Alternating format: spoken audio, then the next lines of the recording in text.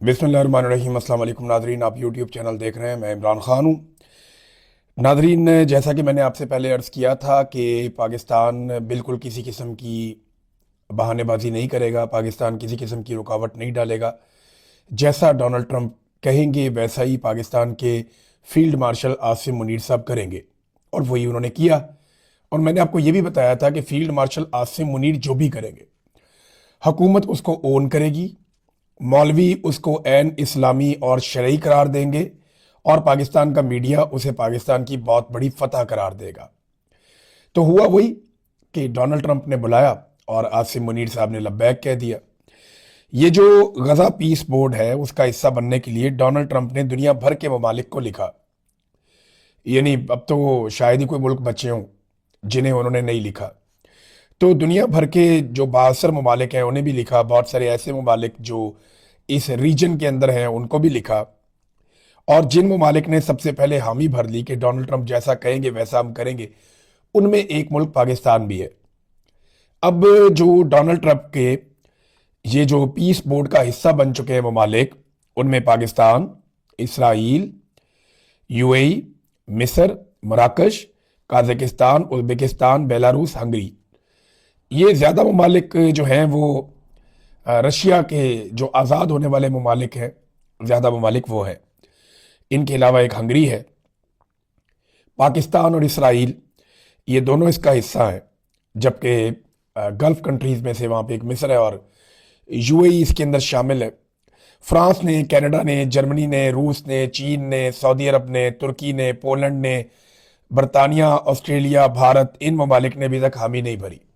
और बहुत सारे ममालिक हैं जिन्होंने अभी तक हामी नहीं भरी।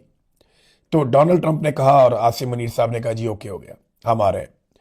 अब ये गजा पीस बोर्ड, ये एक्चुअली डोनाल्ड ट्रंप साहब का अपना एक मंसूबा है, और उससे वो ये सोचते हैं कि ये गजा की पट्टी को एक तरक्की याफ्ता इलाके में कन्वर्ट करेंगे। यहाँ पे बहुत बड़ी बड़ी हाई राइज बनाई जाएंगी, यहाँ पे ज़बरदस्त किस्म के बीचेस बनेंगे, यहाँ पे कमाल किस्म की सयाहत के इलाके बनेंगे। और ये दुनिया का एक बड़ा महंगा प्लॉट है जहाँ पे वो दुनिया भर के सरमायाकारों को घेर कर ले गए।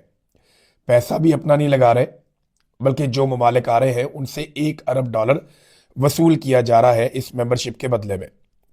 तो जैसा कि पाकिस्तान से उम्मीद थी कि पाकिस्तान ना करने की पोजीशन में तो है ही नहीं, इनकार तो पाकिस्तान कर ही नहीं सकता।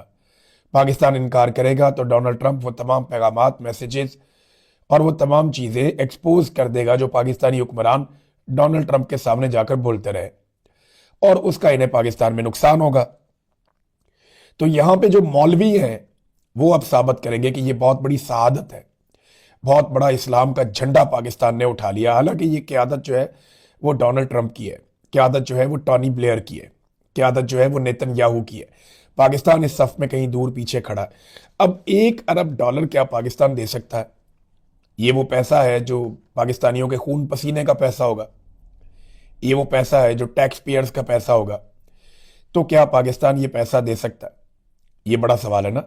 हो सकता है पाकिस्तान से पैसा लिया ही ना जाए और पाकिस्तान को इस्तिस्ना दे दिया जाए, इस बुनियाद पर कि पाकिस्तान अपनी फौज गजा में तैनात करेगा हमास को गैर मुसल्ला करने के लिए।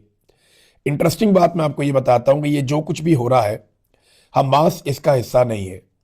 ये जो कुछ भी हो रहा है, गजा की जो हुकूमत है वो इसका हिस्सा नहीं है। वो इसे तस्लीम नहीं करते, वो इसे मानते नहीं है। आप जब भी गजा में वोटिंग करवाएंगे हमास जीतेगी। गुज़िश्ता इलेक्शंस में भी वही जीते हैं, यानी उनके पास अक्सरियत है फ़लस्तीनियों की, और वो इसको नहीं मानते, लेकिन पाकिस्तानी इसको मान चुके हैं। अभी देखते हैं और कौन कौन से अरब ममालिक हैं जो इस सारी सूरत हाल को मानते हैं। ये अक़वाम मुत्तहिदा की करारदाद आई थी अक्टूबर 2025 में, 2803। तो ये जो करारदाद थी, इस करारदाद की रोशनी में अब ये गजा पीस बोर्ड बना है, और इसका जो पहला नुक्ता था वो एक स्टेबलाइजेशन फोर्स भी था, यानी वहाँ पे एक अमन के क़याम के लिए एक इस्तेहकाम फोर्स तैनात की जाएगी जिसमें मुख्तलिफ ममालिक की फ़ौजें होगी। इसमें पाकिस्तान की और इंडोनेशिया की फ़ौज होगी, इसके बारे में कहा जा रहा था। कुछ ममालिक पीछे हट गए थे जी, हम अपनी फ़ौज नहीं भेज रहे। बहरहाल अब पाकिस्तान पीस बोर्ड का हिस्सा बन गया है। ये जो करारदाद थी ना अक़वाम मुत्तहिदा में, एक बात हम सबको याद रखनी पड़ेगी कि रूस ने और चीन ने इसकी मुकम्मल मुखालफत की थी। चीन और रूस ये समझते हैं कि आप उनके ऊपर अपना फैसला मुसल्लत नहीं कर सकते। वो ये कहते हैं कि फ़लस्तीनियों को उनका हक मिलना चाहिए और वो खुद फैसला करेंगे अपने लिए कि वो क्या चाहते हैं। जमहूरी तरीका तो ये है, लेकिन ये जिस तरीके से किया जा रहा है, रूस और चीन इससे इत्तफाक नहीं करते और उन्होंने, दोनों ममालिक ने इनकार कर दिया था, इसकी मुखालफत की थी करारदाद की। पाकिस्तान जो है ना नाज़रीन, अब मैं पाकिस्तान की अगर बात करूं तो एक बात तो बड़ी क्लैरिटी के साथ मैं आपको कह देता हूं, पाकिस्तान एक कॉलोनी बनता जा रहा है। एक आज़ाद और खुद मुख्तार मुल्क की बजाय डोनाल्ड ट्रंप की एक कॉलोनी बनता जा रहा है। ट्रंप साहब जो कहेंगे वो यही करेंगे और कई ममालिक अपने मफाद में ऐसा करते भी हैं। लेकिन पाकिस्तान क्या ये अपने मफाद में कर रहा है? आसिम मुनीर साहब की एक बहुत बड़ी मजबूरी है और एक बहुत बड़ी प्रॉब्लम है, और वो है पाकिस्तान में उनका गैर मकबूल होना। वो कोई भी चीज़ कर लें, उनकी मकबूलियत में इजाफा नहीं हो रहा। वो हुकूमत को कामयाब भी नहीं बना पा रहे।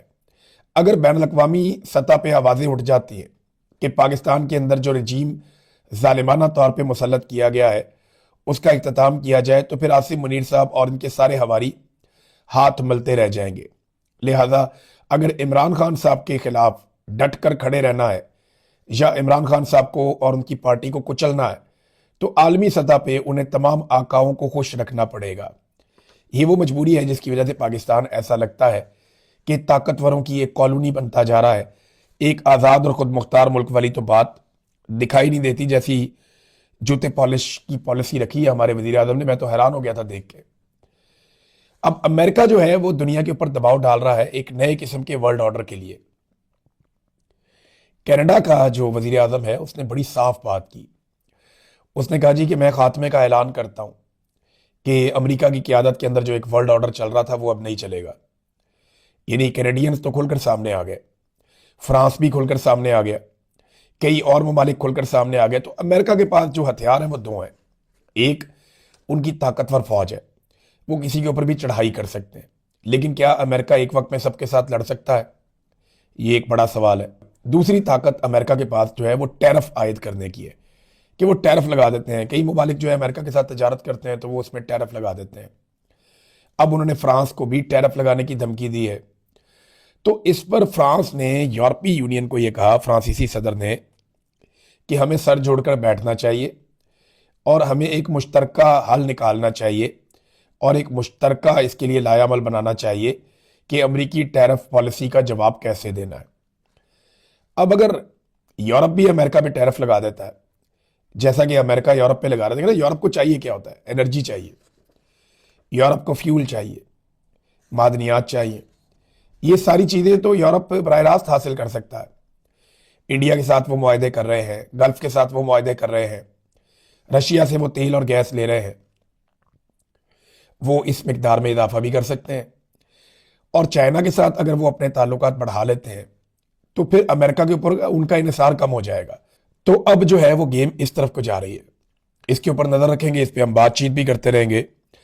अब आ जाए नाजरीन पाकिस्तान की अंदरूनी सूरत हाल। देखिए, बैरूनी तो मैंने आपको बता दिया कि हर बात जो हमें कही जाएगी हम फौरी तौर पर मान लेंगे। बैरूनी कर्जा लेने का पाकिस्तान ने नया रिकॉर्ड कायम कर दिया, एक नया रिकॉर्ड बना दिया। 6 महीनों में पाकिस्तान ने कितना कर्जा लिया? गुज़िश्ता 6 महीनों के अंदर अंदर जो बैरूनी कर्जा है वो 1254 अरब, यानी ये लगभग 4 अरब 50 करोड़ डॉलर बनते हैं। ये पैसा पाकिस्तान लेता जा रहा है, लेता जा रहा है। और ये पैसा पाकिस्तान का जा कहाँ रहा है? कोई तरक्याती प्रोग्राम तो चल नहीं रहे, ना कोई नए डैम्स बन रहे हैं, यूनिवर्सिटीज़, कॉलेजेस, कोई नई सड़कें, कोई रेलवे, कुछ बन रहा हो, कुछ बड़ा हो रहा हो पाकिस्तान के अंदर, कुछ नया हो रहा हो पाकिस्तान के अंदर, या बहुत सारे जंगलात लग रहे हो, नई नहरें निकल रही हो, कुछ भी ऐसा नहीं हो रहा। तो जब कुछ भी नहीं हो रहा तो ये इतना सारा पैसा लेकर डाल कहाँ पे रहे? ये पैसा किसकी जेब में जा रहा है? ये सवाल मैंने कई मरतबा पूछा, आज तक इसका जवाब किसी ने नहीं दिया। बस उड़ान पाकिस्तान की एक कहानी सुना देते हैं। और उड़ान की हालत ये है कि बैरूनी सरमायाकारी, जिसे आप फॉरेन डायरेक्ट इन्वेस्टमेंट कहते हैं, कि बाहर से कोई सरमायाकारी पाकिस्तान में आए, वो मजीद 43% तक गिर गई है। यानी बाहर से बजाय इसके कि सरमायाकारी पाकिस्तान में आए, जो आ रही थी वो भी मजीद गिर गई है 43% तक, यानी वो भी तकरीबन आधी हो रही है।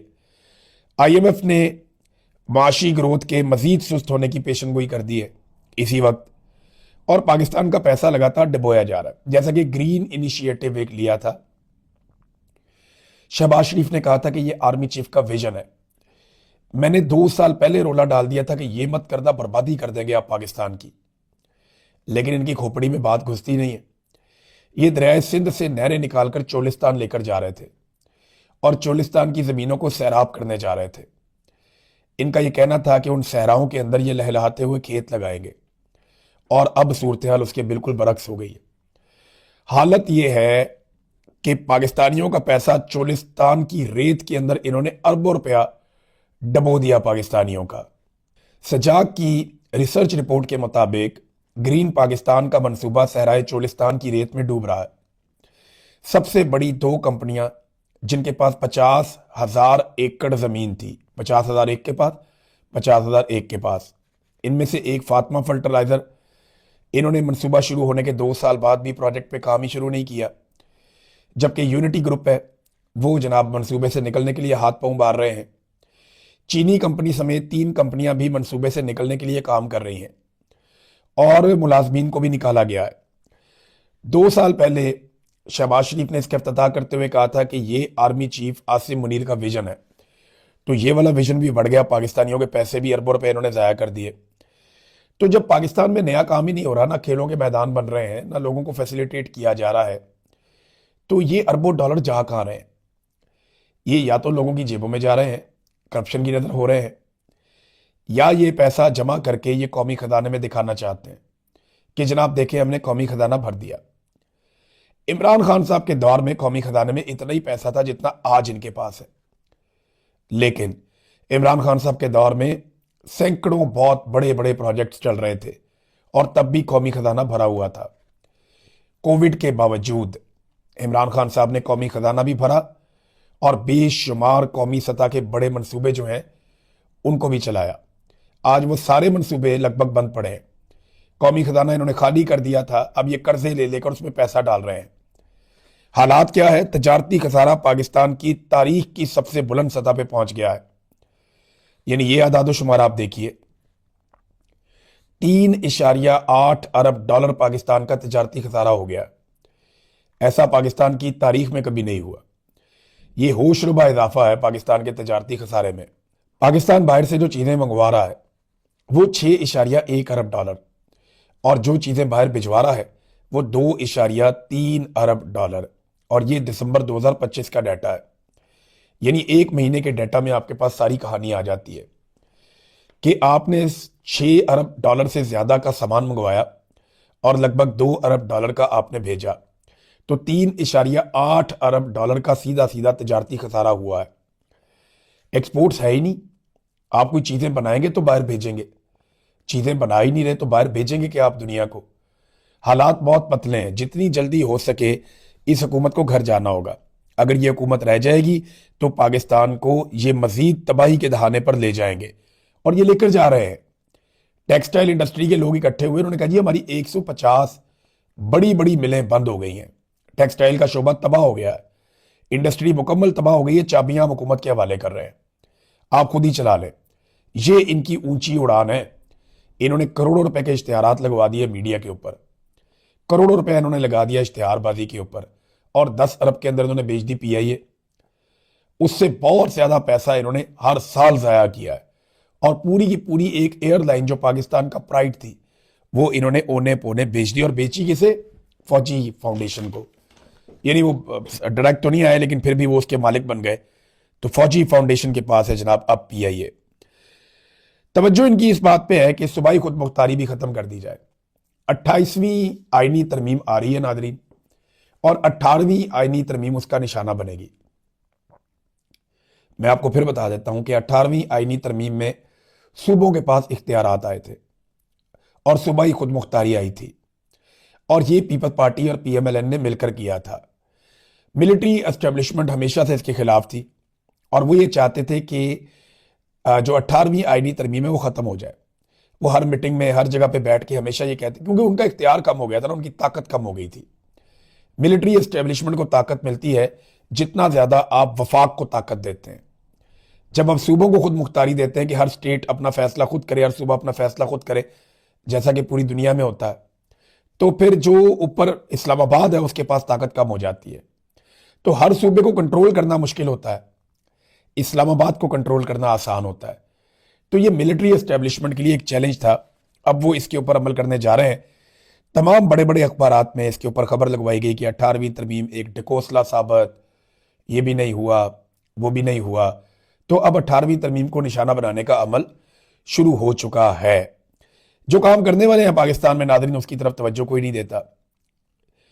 मिसाल के तौर पे कराची में आग लगती है और काफ़ी अरसे से यह बताया गया है कि कराची में फायर ब्रिगेड की सहूलियात काफ़ी नहीं है, आपको इन्हें बेहतर करने की ज़रूरत है। गवर्नर हाउस के करीब वो प्लाजा है जहाँ पे आग लगती है और अब तक की इतला के मुताबिक 61 लाशें बरामद हो चुकी हैं प्लाजे के अंदर से। कल तक हम आपको 30 लोगों के बारे में बता रहे थे। अभी एक इतला आई है कि प्लाजे की एक दुकान, क्योंकि अब वो अंदर रेस्क्यू वाले जा रहे हैं, बार बार जगह खोलकर देख रहे हैं, तो एक दुकान खोली गई तो उसमें 30 के करीब लाशें बरामद हुई हैं एक दुकान में से। ये कितना अफसोसनाक है। जिंदा लोग जल गए इस शहर के अंदर।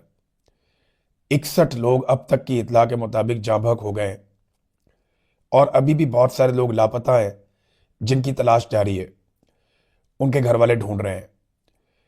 तो ये जिस वक्त हुक्मरान जश्न मना रहे होते हैं ना, उस वक्त शहरी जल रहे होते हैं। तो रोम जल रहा था और नीरू बांसुरी बजा रहा था। इसकी अमली मिसाल है ये कि एक तरफ पाकिस्तानी जल रहे थे और दूसरी तरफ हुक्मरानों के टिकटॉक आ रहे थे नाचते हुए, खुशी वाले, जर्क बर्क लबास, चकाचौंध, शानदार अय्याशी वाली जिंदगी, आसाइशों से भरपूर किस्म के खाने और हर चीज। इन्हें बिल्कुल भी अवाम का एहसास नहीं है। एक दुकान से 30 लाशें बरामद हो गई। अंदाजा करें आप कितनी तकलीफ दे बात है। और अभी ये बसंत भी मनाएंगे, पता नहीं कितने लोगों का गला कट जाएगा। मुझे बहुत बहुत शौक है गुड्डी उड़ाने का, ये पतंगबाजी का बहुत शौक है, लेकिन जिस तरह के धागे आ चुके हैं, जिस तरह पतंगबाजी होती है, ये सेफ रही नहीं। यानी मैंने सारी जिंदगी पतंगबाजी की है, लेकिन जब ये सेफ नहीं रही तो हम लोगों ने छोड़ दिया इसको कि इससे लोग मर जाते हैं। लेकिन पंजाब हुकूमत अब इसका रिस्क ले रही है, वो ये करना चाहती है सिर्फ और सिर्फ अपनी फेस्टिविटी दिखाने के लिए। तो इसमें इमरान खान साहब की बहन ने भी एक बात की। देखें, कल उन्हें मार पड़ी है वहां पे, उनकी बहनें गिर गई। उन्होंने सारा बताया कि हमें कैसे पुलिस वालों ने आकर मारा। 4 SHO थे, को 500 पुलिस वाले थे, उन्होंने बहुत टॉर्चर किया, बहनें भी गिर गई। वहां नौजवानों को गिरफ्तार किया, बहुत मार कुटाई ये करते रहे वहां पे पुलिस वाले। तो उन्होंने सुबह वो फिर आ गई। अजीब रेजिलियंस दिखाई है इस खानदान ने, यानी इमरान खान साहब ने, उनकी अहलिया ने, उनकी बहनों ने, उनके रिश्तेदारों ने बड़ी रेजिलियंस दिखाई है। इतनी तकालीफ और इतने जुल्म और जबर के बावजूद ये लोग हर मरतबा डट कर खड़े होते हैं। तो इमरान खान साहब की एक बहन आई, उन्होंने कहा जी कि अगर जजेस इंसाफ नहीं दे सकते तो घर चले जाएं, आपको इंसाफ देने के लिए इस मनसब पे बैठाया गया है। और इन जजों ने जाके अल्लाह रब्बुल इज्जत को जवाब नहीं देना। ये जो जज बारीक वारदातें डाल रहे हैं ना और इंसाफ देने से इनकारी हैं, इन जजेस को अल्लाह रब्बुल इज्जत के यहां सख्त इम्तिहान का सामना करना पड़ेगा। ये अल्लाह को कैसे जवाब देंगे कि हमने नाइंसाफी की थी, हम जुल्म के हिस्सेदार बने थे। कहने को इस्लामी जमहूरिया पाकिस्तान है, लेकिन क्या यहां पे फैसले इंसाफ के मुताबिक हो रहे हैं? अपनी मर्जी के जज लाकर बिठाए गए हैं जो बिल्कुल इंसाफ नहीं दे रहे।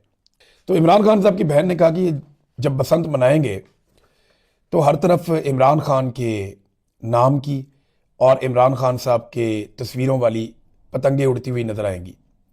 ये इमरान खान की बहन ने कहा। तो पाकिस्तान तहरीक इंसाफ के जितने भी टिकट होल्डर्स हैं, उम्मीदवार हैं, जीतने वाले, हारने वाले, ओहदेदारान हैं, वो सारे अपने अपने तौर पे अब पतंगे तैयार करवाएंगे बड़े पैमाने पे। लाखों रुपए की पतंगे आप देखेंगे हवा में उड़ेंगी और उनमें आपको इमरान खान और पाकिस्तान तहरीक इंसाफ के झंडे नजर आएंगे। इससे पहले आपको याद है कि पंजाब में पाकिस्तान तहरीक इंसाफ का आप झंडा नहीं उठा सकते। पंजाब पुलिस बहुत मारती है, लेकिन अगर हर तरफ पाकिस्तान तहरीक इंसाफ की पतंगें उड़ रही होंगी तो पंजाब पुलिस किसको मारेगी? चादर और चार दीवारी का तकद्दुस तो ये पामाल कर नहीं सकते। और अगर घुसेंगे तो किस किस के घर में घुसेंगे? फर्ज करें एक घर से एक पतंग उड़ी हुई है, पीटीआई का झंडा उस पर बना हुआ है, पुलिस अंदर आ जाती है तो वो तोड़ के फेंक देंगे। आप क्या कर लेंगे? आपके पास कोई सबूत नहीं, आप कुछ नहीं कर सकते। तो ये बड़ा इंटरेस्टिंग माहौल बनेगा जब बसंत आएगी। मेरा नादरीन थोड़ा गला ख़राब है, एक दो दिन थोड़ा सा आपको बर्दाश्त करना पड़ेगा। मैं इसी तरह बात करूंगा। अब तक के लिए इतना ही, अपना ख्याल रखिएगा, अपने इस चैनल का भी। अल्लाह हाफ़िज़।